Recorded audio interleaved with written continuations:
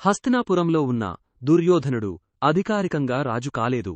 కాని తానే త్వరలో సింహాసనాన్ని అధిరోహిస్తానని ఎన్నో ఆశలు పెట్టుకున్నాడు.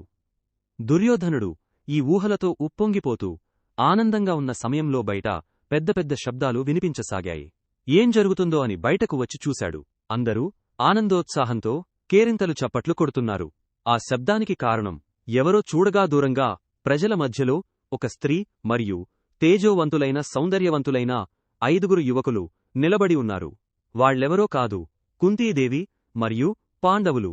అది చూసిన క్షణంలోనే దుర్యోధనుని గుండె ఉలిక్కిపడింది. ఇప్పటివరకు హస్తినాపురానికి నేనే కాబోయే రాజును. కాని వాళ్లని చూస్తుంటే సింహాసనానికి నిజమైన వారసులు వీరేనని అనిపిస్తోంది అని అతను భయంతో ఆవేశంతో తన వెనక ఉన్న ఆసనంలో కూర్చున్నాడు. కోట గుమ్మం దగ్గర భీష్ముడు, ధృతరాష్ట్రుడు, గాంధారి మరియు అతని సోదరులు అందరూ ఆనందంగా వారిని ఆహ్వానించారు.